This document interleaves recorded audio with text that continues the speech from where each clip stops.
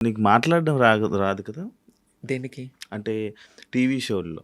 అంటే లైక్ ఇందాక నువ్వు చెప్పినట్టే ఆ! అంటే వాళ్ళకి కావాల్సినట్టుగా మాట్లాడడం రాదా? మస్కా మస్కా అని కాదు. అది నాకు రాదు. అంటే అంత రఫ్‌గా ఉంటావు కాబట్టి రఫ్ రఫ్‌గా అంటే అది అంటే నిన్ను చూస్తేనే భయపడేలాగా అది నా రక్తంలోనే ఉంది శివ. ఆ! ఎందుకంటే నేను ట్రాన్స్ ఫీమేల్ అయి ఉండొచ్చు. హ్మ్. నా పెదనాన్నగారు సింహాద్రి సత్యనారాయణ గారు నందమూరి తారక రామారావు గారు ముఖ్యమంత్రిగా చేసినప్పుడు మా పెదనాన్న అవనిగడ్డ కాన్స్టిట్యున్సీ నుంచి మా పెదనాన్న సింహాద్రి సత్యనారాయణరావు గారు హ్మ్. దేవాదాయ శాఖ మంత్రిగా చేశారు. హ్మ్.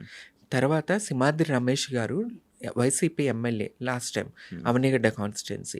మా ఫ్యామిలీ నుంచి చూసుకుంటే, మా ఊరు నుంచి చూసుకుంటే మేమే 5, 6 నంబర్స్ పొలిటికల్‌గా ఉన్నాం.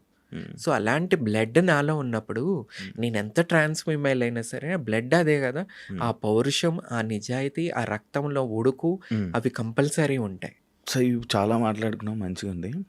నాకు ఫ్యూచర్‌లో హ్మ్. టీవీలో కనిపించాలని అంటే నీకు మనసులో టీవీలో కనిపించాలి. తెలుగు ఆడియన్స్‌ని ఎంటర్‌టైన్ చేయాలి. ఇలాంటి కోరికలుంటాయా? కంపల్సరీ. హ్మ్. కంపల్సరీ ఉన్నాయి. హ్మ్. చూడాలి.